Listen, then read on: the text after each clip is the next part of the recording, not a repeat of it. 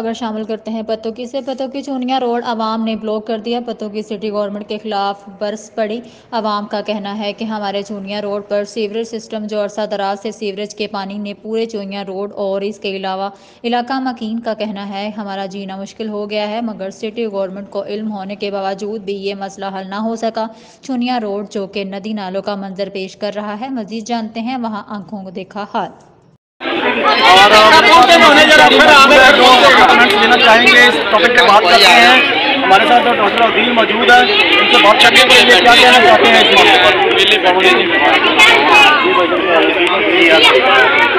आप क्या कहना चाहेंगे इस टॉपिक पे कि जो आज रोड ब्लॉक हो गया, आग लगी हुई है, आवाम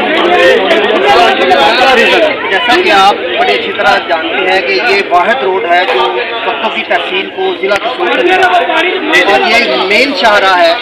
और जितने भी डिस्ट्रिक्ट इंतज़ामिया जो पतोकी तहसील में अपने विजिट पे आती हैं, उनके इस्तेमाल का ये वाहिद रास्ता है।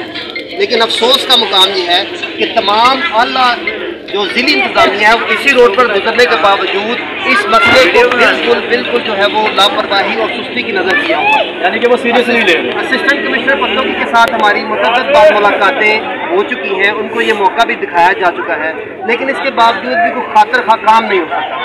बल्दिया की इंतज़ामिया तो मुकम्मल ही सोई हुई है, बल्कि मैं ये कहना चाहूँगा सोई नहीं, गफलत का शिकार है और इंतहाई सुस्ती और नाअहली ये उनके ज़िम्मे में आती है।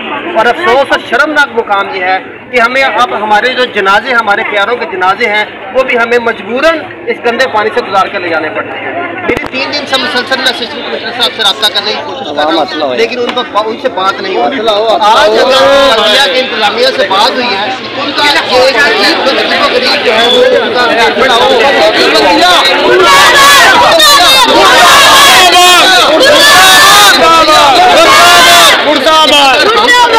हमें तो कम से कम इस अजाब से छुटकारा आग लगा देंगे। गंदा पानी मुतअद्दिद बीमारियों का बायस बन रहा है।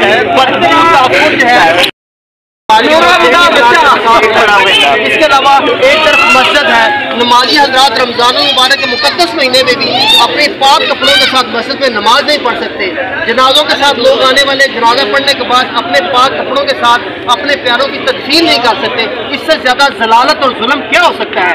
हम क्यों ना चीखें, हम क्यों ना एहतजाज करें? हमारे पास इस एहतजाज के अलावा और क्या हल है? और ये मैं आपको बताना चाहता हूँ कि आवाम और इस इलाके के जो अहले इलाका है वो इस हद तक बेजार हो गए हैं कि जब तक हमारा ये मसला हल नहीं होगा हम ये एहतजाज नहीं छोड़ेंगे, हम ये इस रोड को नहीं खोलेंगे, चाहे हमारे